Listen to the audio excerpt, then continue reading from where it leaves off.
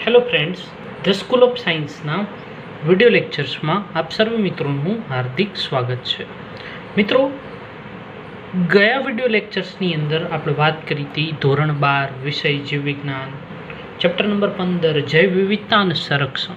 જૈવ વિવિધતા અને સંરક્ષણની અંદર આજે આપણે એવા પોઈન્ટ્સ વિશે ચર્ચા કરીશું કે જે પોઈન્ટ્સ બુકની અંદર ન આપેલા હોય. બરાબર. પ્રથમ જે પોઈન્ટ છે એ છે નૈસર્ગિક સંપત્તિ. કોને કહીએ આપણે, એમના વિશે વાત કરીએ. નૈસર્ગિક સંપત્તિ દરેકે દરેક મિત્રોને તમને અહીંયા ખ્યાલ આવી જાય. નૈસર્ગિક એટલે નેચરલ, બરાબર, નેચરલ રિસોર્સ. સંપત્તિ એટલે કે રિસોર્સ. કુદરત તરફથી આપણને જે પણ કંઈ સંપત્તિ મળી છે એને આપણે કેવી કહીએ? નૈસર્ગિક સંપત્તિ આપણે જેને કહીએ છીએ. બીજી વસ્તુ, જો એના વિશે લખવું હોય તો આપણે એવી રીતે લખી શકીએ કે કોઈ પણ દ્રવ્યો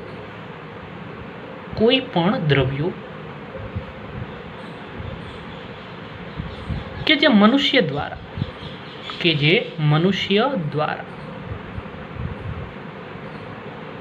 ઉપયોગમાં લઈ શકાય. શેમાં લઈ શકાય? ઉપયોગમાં લઈ શકાય.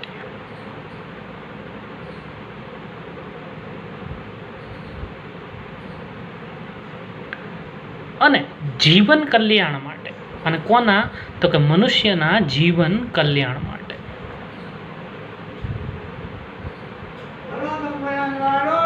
જીવન કલ્યાણ માટે જરૂરી છે. જેની અંદર વાતાવરણ, જલાવરણ, ખડકાવરણ, લિથોસ્ફિયર,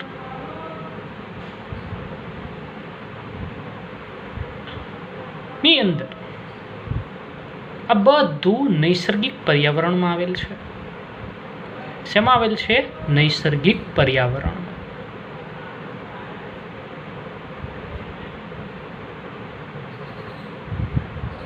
આ બધાને આપણે શું કહીએ છીએ?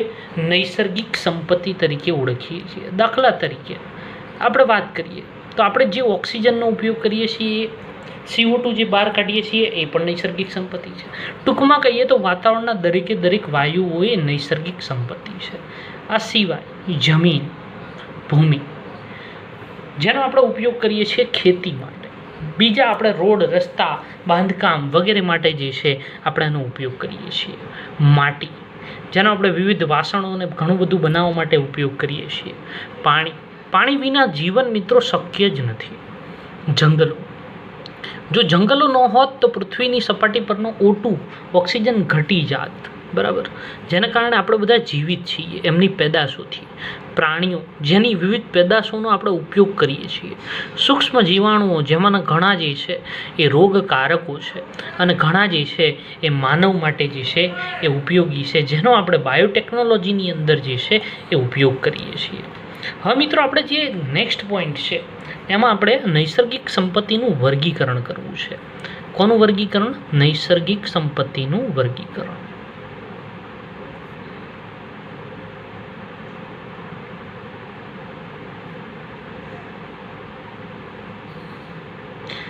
નૈસર્ગિક સંપત્તિનું આપણે વર્ગીકરણ કરીએ તો એમાં બે વસ્તુ છે.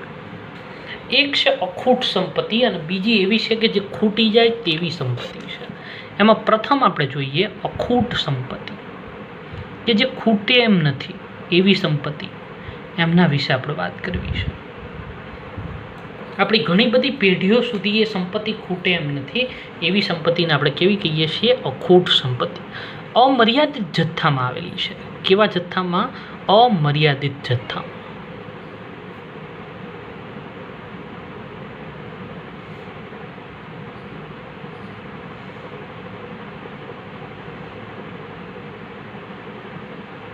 અને બીજી વસ્તુ કે મનુષ્ય પૃથ્વી પર કોઈ પણ પ્રકારની પ્રવૃત્તિ કરે,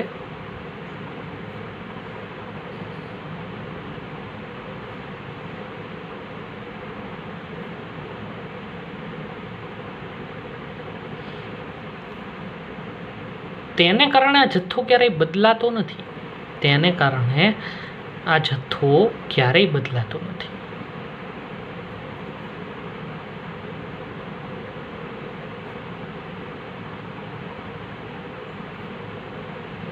આ જથ્થો કેવો રહે?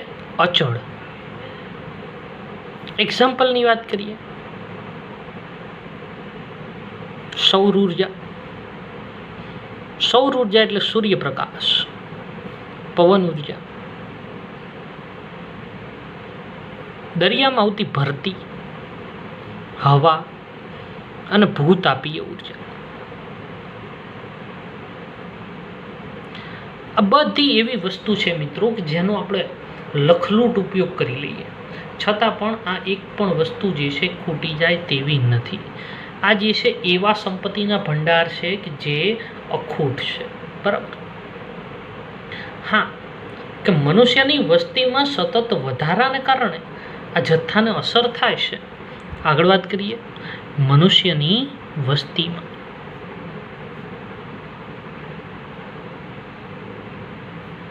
થતા વધારાને કારણે તે જથ્થાને અસર થાય છે.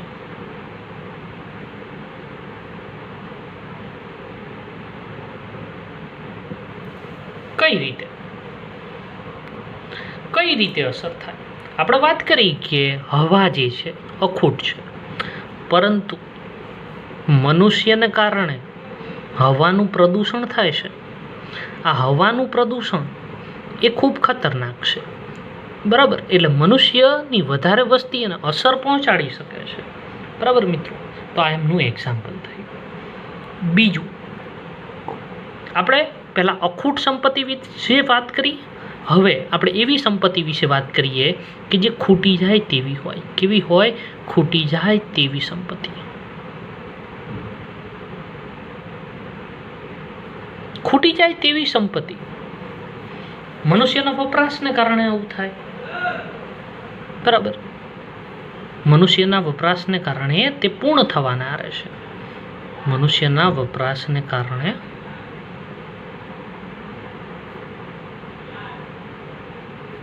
તે પૂર્ણ થવાને આરે છે. એની અંદર ફરી પાછા બે પ્રકાર પડે. એક એવી કે જે ફરી વખત પ્રાપ્ત થઈ શકતી હોય. એના કેટલા પ્રકાર? બે પ્રકાર. એક પુનઃપ્રાપ્ય. પહેલું પુનઃપ્રાપ્ય, જે ફરી વખત, પુનઃ એટલે ફરી વખત, પ્રાપ્ય એટલે પ્રાપ્ત થતી હોય તેવી સંપત્તિઓ. અને બીજી પુનઃ અપ્રાપ્ય, જે ફરી વખત પ્રાપ્ત ન થઈ શકતી હોય એવી સંપત્તિઓને આપણે કહીએ પુનઃ અપ્રાપ્ય. હવે એમની વિશે વાત કરીએ આપણે. એમાં પહેલી સંપત્તિ કઈ વાત કરીશું આપણે? પુનઃપ્રાપ્ય સંપત્તિઓ. પુનઃપ્રાપ્ય સંપત્તિ.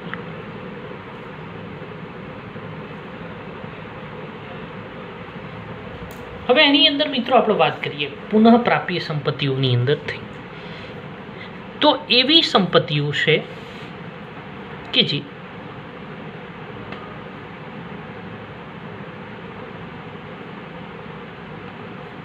જે મનુષ્ય દ્વારા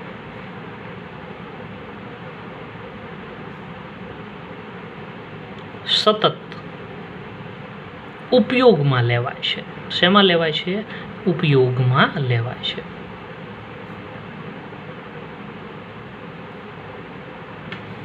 બરાબર.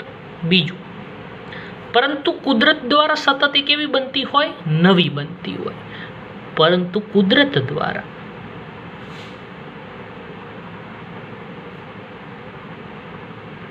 તે સતત નવી બને છે.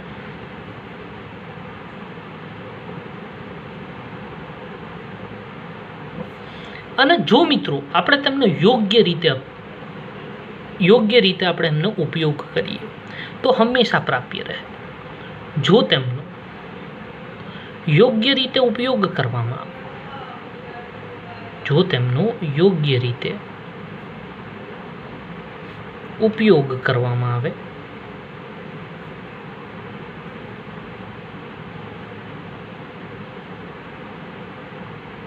તો તે હંમેશા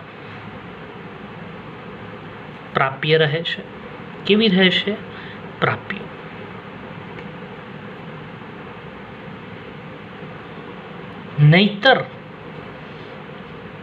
નહીતર જે છે તે પણ સંપૂર્ણ રીતે ખાલી થઈ શકે છે. નહીતર તે પણ સંપૂર્ણ રીતે ખાલી થઈ શકે છે.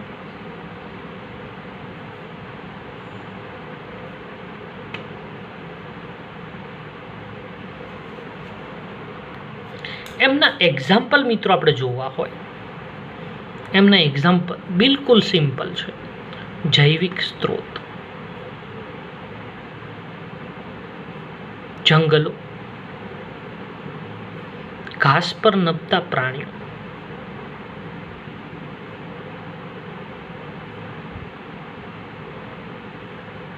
વન્ય જીવન,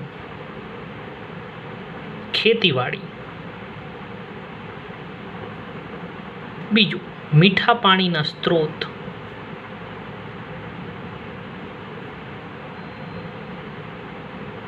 અને જમીન. આ બધું મિત્રો ચક્રીયકરણની મદદથી પુનઃ જે છે એ પ્રાપ્ત થતું જ રહેશે. શેના કારણે? ચક્રીયકરણને લીધે જે છે એ આવું થાય છે. બરાબર. આગળ વાત કરીએ. પુનઃ અપ્રાપ્ય સંપત્તિ. કેવી? પુનઃ અપ્રાપ્ય.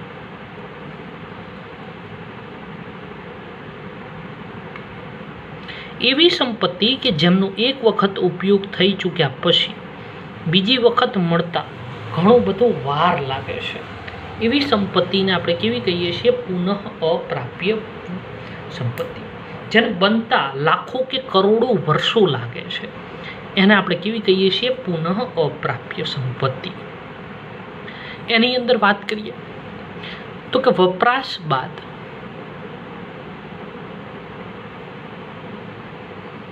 તે ફરીથી મેળવી શકાતી નથી.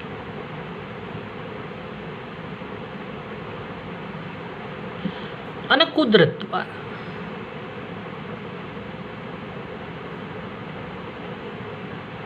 ફરી નિર્માણ, ફરી એટલે પુનઃ નિર્માણ પણ પામતી નથી.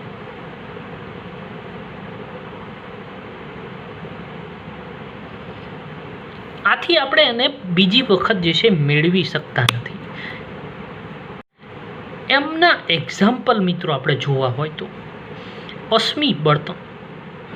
અશ્મિ બળતણ લાખો કરોડો વર્ષોની પ્રક્રિયાને અંતે જે પણ કંઈ અશ્મિઓ જમીનની અંદર દટાઈ ચૂક્યા, ટેક્ટોનિક પ્લેટોના અથડાવાને કારણે ધરતીકંપ કે બીજું ઘણું બધું થયું કે જેને કારણે આ અશ્મિ બળતણ લાખો કે કરોડો વર્ષોની પ્રક્રિયાને અંતે કોલસો અને પેટ્રોલિયમ સ્વરૂપે આપણને આજે મળે છે એ પુનઃ અપ્રાપ્ય સંપત્તિ છે. કરોડો વર્ષોની પ્રક્રિયાને અંતે મળી છે. કરોડો વર્ષો પછી પૃથ્વી હશે કે નહીં એનો આપણે ખ્યાલ નથી. એટલા માટે આપણે શેમાં એનો સમાવેશ કરીએ છીએ? પુનઃ અપ્રાપ્ય. બીજું, આની અંદર બીજું એક પણ આવશે, કુદરતી વાયુઓ, સીએનજી, એલપીજી. બરાબર. એ સિવાય ન્યુક્લિયર ઉર્જા, જેનો આપણે અણુબોમ્બ બનાવવામાં ઉપયોગ કરીએ છીએ, એ પરમાણુ બોમ્બ બનાવવામાં. બરાબર. Uranium, thorium, plutonium. બરાબર. આ બધી એ જમીનમાંથી જ મળે છે. જેનું આપણે શું કરીએ છીએ? એ બધી ધાતુઓ સ્વરૂપે મિશ્રણ હોય છે, એને આપણે અલગ પાડીએ છીએ અને પછી આપણે એનો ન્યુક્લિયર ઉર્જા તરીકે ઉપયોગ કરીએ છીએ. હવે તો મિત્રો ન્યુક્લિયર ઉર્જાની મદદથી વીજળી ઉત્પાદન પણ જે છે એ શક્ય બન્યું છે અને ભારત અને બીજા અન્ય દેશોની અંદર પણ આ રીતે વીજળીનું ઉત્પાદન જે છે એ કરવામાં આવે છે. બીજું, જૈવ જાતિઓ. એક વખત નાશ પામી ગયા પછી એનો આપણે ફરી વખત બનાવી નથી શકતા, કે કુદરત પણ એને બનાવશે કે નહીં ખબર નહીં. બીજું છે ખનિજ. બરાબર. આ બધું પુનઃ કેવું છે? અપ્રાપ્ય છે. હવે મિત્રો આપણે એક નવા પોઈન્ટ વિશે વાત કરવી છે, હાઇડ્રોસ્ફિયર. હાઇડ્રોસ્ફિયર. હાઇડ્રો એટલે પાણી. હાઇડ્રો એટલે પાણી અથવા તો જળ. હાઇડ્રોસ્ફિયરને આપણે કહીએ છીએ જળ સંપત્તિઓ. કેવી સંપત્તિ? જળ સંપત્તિઓ તરીકે આપણે એમને ઓળખીએ છીએ. એમના વિશે વાત કરીએ. જલાવરણ આપણે વાત કરીએ તો જલાવરણ, વાતાવરણ, મૃદાવરણ, બરાબર, આ બધા આવરણો વિશે આપણે વાત કરીએ છીએ. એમાંનું એક જલાવરણ, જેને આપણે કહીએ જળ સંપત્તિ અથવા હાઇડ્રોસ્ફિયર. જલાવરણની અંદર પાણીનું કદ જે છે, પાણીનું કુલ કદ 1.4 billion cubic kilometre, billion cubic kilometre છે.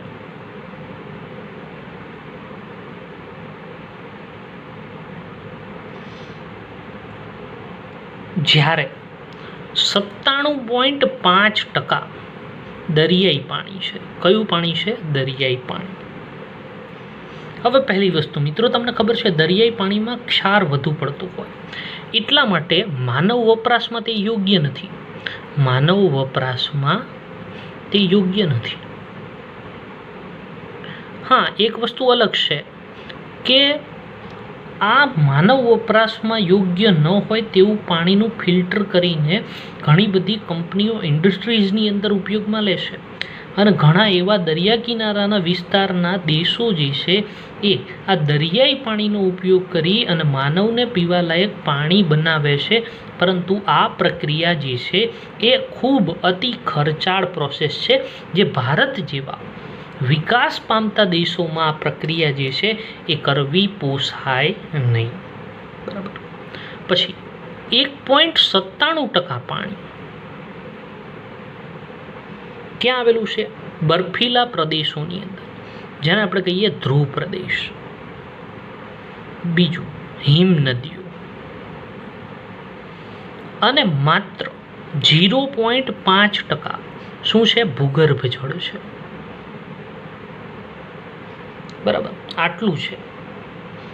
0.36% તળાવ,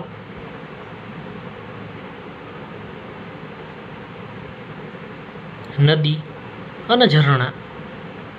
આની અંદર ફક્ત આટલું જ પાણી છે. ઓકે, આગળ વાત કરીએ જમીન સંપત્તિઓ. કઈ સંપત્તિઓ? જમીન સંપત્તિઓ.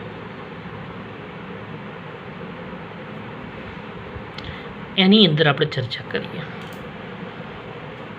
તો કે 20મી સદીની શરૂઆતમાં, કઈ સદી? 20મી સદીની શરૂઆતમાં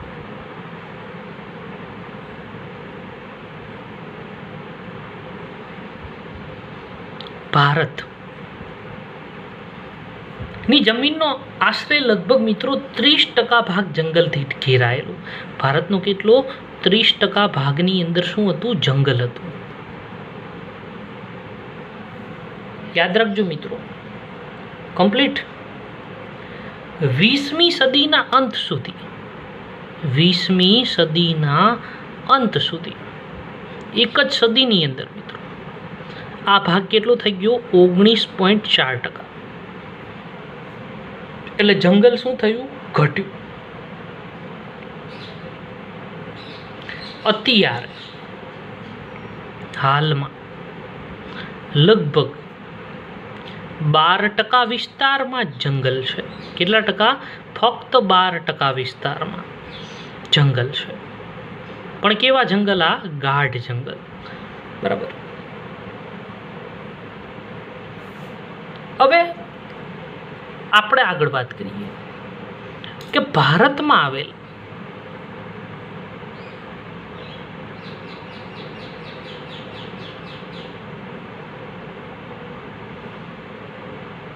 પર કાપિટા જંગલ વિસ્તાર કેટલો છે? 0.06 હેક્ટર. અને વિશ્વમાં આવેલ જંગલ પર કેપિટા જંગલ વિસ્તાર કેટલો? 0.64 હેક્ટર. બરાબર. સમજો મિત્રો, આપણે ત્યાં કેટલું છે? ખૂબ ઓછો છે. એના કરતાં વિશ્વમાં વધુ છે. ભારતની અંદર આપણે વાત કરીએ તો ભારતમાં નેશનલ ફોરેસ્ટ પોલિસી.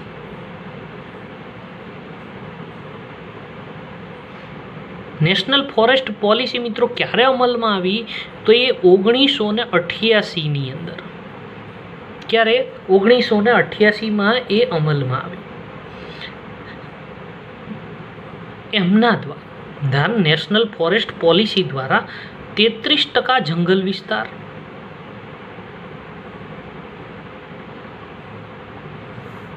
મેદાનોમાં અને 67%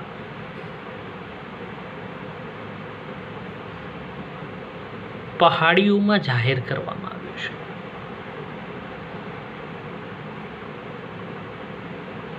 હા મિત્રો સમજો, આપણે ત્યાં મેદાની જંગલ વિસ્તાર ખૂબ ઓછો છે, 33%ની આસપાસ. 67% જે એવી જગ્યા છે, પહાડી ઇલાકો છે, ત્યાં જ જંગલ વિસ્તાર જોવા મળે છે, કારણ કે ત્યાં આપણે ખેતી કરવા નથી જઈ શકતા, બરાબર. અને આ વિસ્તાર ખૂબ અતિ મહત્વનો છે. જો જંગલનું આ જ પ્રમાણે આપણે એમનું નિકંદન કાઢતા રહીશું તો આવનારા વર્ષોમાં આપણે અહીંયા પૃથ્વી ઉપર રહેવું આપણને ભારે પડી જશે. શું કામે? વન નાશ થવાને કારણે જાતિ નાશ થશે, જાતિઓ નાશ થવાને કારણે ઇકોસિસ્ટમ તૂટશે, એને કારણે ઋતુઓમાં અનિયમિતતા આવશે, અને ઋતુઓમાં અનિયમિતતા આવશે એને કારણે આપણે ખેતી કે બીજા અન્ય વ્યવસાય જે ખેતી સંબંધિત છે.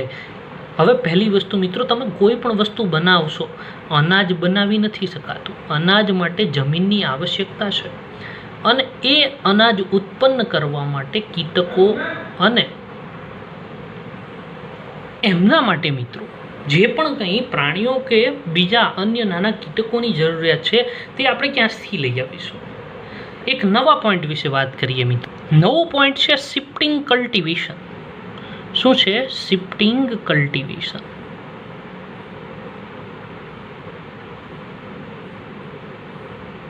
અથવા તો ઝૂમ ખેતી. કઈ ખેતી? ઝૂમ ખેતી. કોને કહેવાય?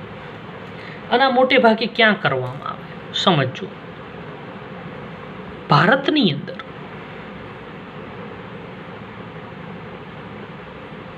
ઉત્તર પૂર્વના રાજ્યોમાં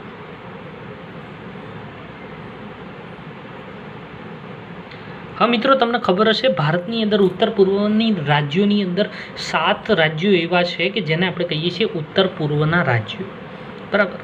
જે આપણે ત્યાં તમને ખબર હોય તો પેલા શિયાળામાં સ્વેટર વેચવા માટે આવે છે એ લોકો, બરાબર. જે ઉત્તર પૂર્વના રાજ્યોની અંદર મેઘાલય, મણિપુર, શિલોંગ, આ બધા ઉત્તર પૂર્વના રાજ્યો છે. અહીંયા શું કરવામાં આવે છે કે જંગલમાં આગ લગાડવામાં આવે. શું લગાડવામાં આવે? આગ. આ આગથી ત્યાંના જે પણ કંઈ વૃક્ષો જે છે એ સાફ થઈ જાય, એટલે જમીન સાફ થાય. જમીન સાફ કરી અને એની ઉપર શું કરવામાં આવે? ખેતી કરવામાં આવે. આ પદ્ધતિને શું કહેવામાં આવે? તેને ઝૂમ ઉછેર તરીકે ઓળખવામાં આવે. શેના તરીકે? ઝૂમ ઉછેર તરીકે ઓળખવામાં આવે. ઝૂમ ઉછેરથી શું થાય? વનનો નાશ થાય. જંગલો જે છે એ નાશનું કારણ બને છે. આ વન નાશનું મિત્રો મુખ્ય કારણ છે. વન નાશનું તે મુખ્ય કારણ છે.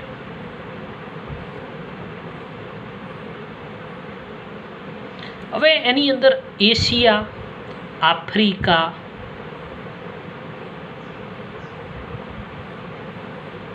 આ બધા જે ક્ષેત્રો છે એની અંદર ઉષ્ણકટિબંધીય, પેટા ઉષ્ણકટિબંધીય પ્રદેશો, બરાબર, ઉષ્ણકટિબંધીય,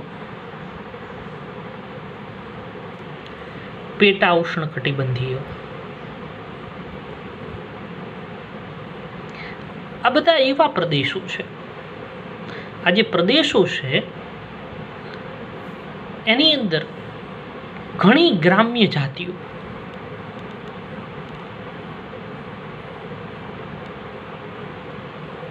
ખેતીવાડીને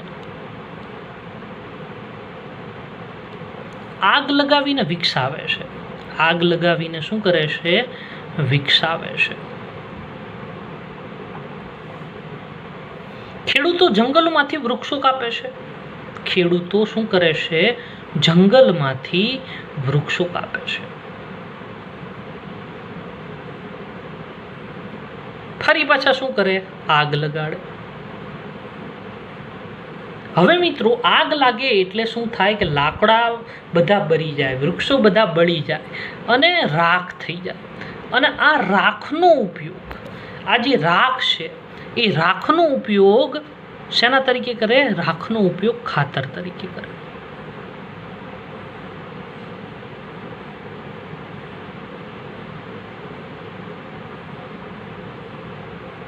અને જમીન ખેતી માટે ઉપયોગમાં લેશે.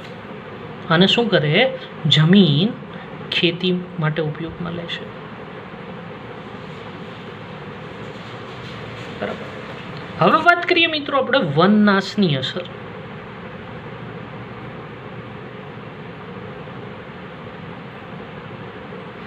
શું વનનાશની શું અસર થાય છે? પહેલી વસ્તુ, વાતાવરણમાં CO2 ની સાંદ્રતામાં વધારો થાય. CO2 ની સાંદ્રતાની અંદર વધારો થવાને કારણે ગ્રીન હાઉસ અસર સર્જાય. ગ્રીન હાઉસ અસર એટલે શું? કે વાતાવરણ જે છે એ ઉષ્ણ રહે, એને આપણે શું કહીએ? ગ્રીન હાઉસ અસર. બરાબર. કારણ કે આ CO2 જે હતો વાતાવરણનું CO2 એમનું સ્થાપન કોણ કરતું હતું? તો કે એમનું સ્થાપન વનસ્પતિ કરતી હતી. બરાબર. હવે આ વનસ્પતિનું આપણે શું કરી? વન કટાઈ કરી, આપણે એમનો નાશ કર્યો. એને કારણે જૈવ વિવિધતા ઘટી.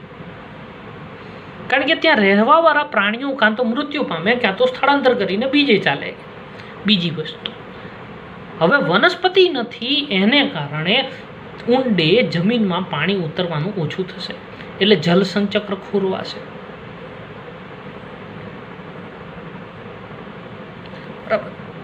બીજું, વૃક્ષો ન હોવાને કારણે રણ પ્રદેશ વિકસે.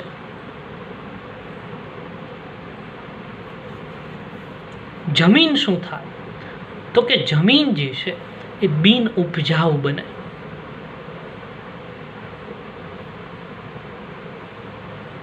બીજું, જમીનમાં ક્ષરણ થાય. આ બધા કિસ્સામાં શું? છેલ્લે રણ નિર્માણ થાય. મિત્રો, જંતુનાશક દવાઓનો વધુ ઉપયોગ કરીએ આપણે કે જેની મદદથી પણ જમીન જે છે એ સારી રીતે ન રહે. તો મિત્રો, આજના વિડીયો લેક્ચર્સમાં આપણે જે પણ કંઈ વાત કરી એ તમે લખી લેજો. બુકમાં બધું આપેલું નહીં હોય માટે. નીટ માટે આ દરેક વસ્તુ અગત્યની છે. Thank you. આભાર.